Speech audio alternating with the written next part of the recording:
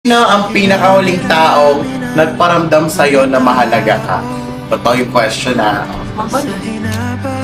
Mama ko. Nag-i-expect siya na siya yung sasabihin. Hindi kasi, Inanahan ni mama niya.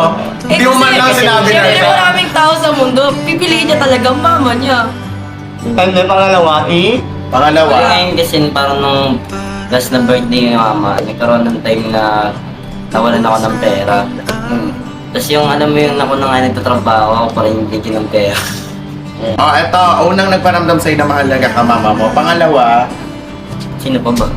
sino?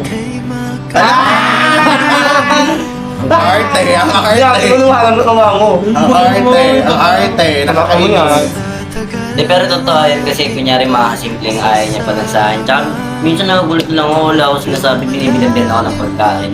Wala, na-appreciate pala yun ni Kosuke. Nakikita pala yun ni Kosuke. Ay, totoo yan ha. Totoo yan kasi tuwing nag-Jollibee kami, di ba? Kala umaalis kami ng mga 7-Eleven. Hindi niya talaga kakalimutan si Kosuke. Promise. Totoo yan.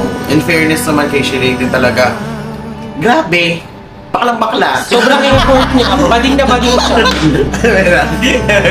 Hindi, Kaya pero... ganun. Pero grabe, yung care ni Kosh, ni Eh, Shirley. ganun kasi ako, pag mahal ko yung isang tao, sila nga lagi ko sila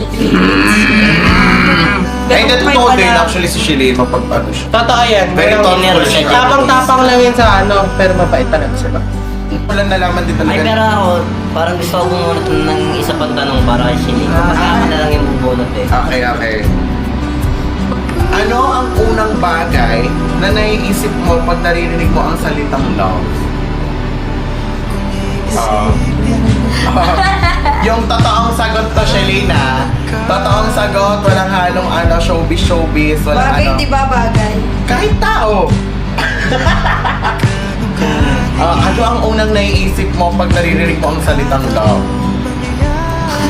True. Seryoso ko. Sige. Oh my God! Totoo yun ah. Totoo yun. Totoo yun. So... Happy feel ko yun. Hello! Pag wala si Kosuke sa Manix, malungkot ako. Ay, guys, totoo talaga yan. Totoo. Kasi Clarence. No! Walang plano. Selos yan. Selos yan. Di ba Sige wala? nga, titigan nga kayo. Titigan. Dali nga, titigan lang. Okay. 10, 9,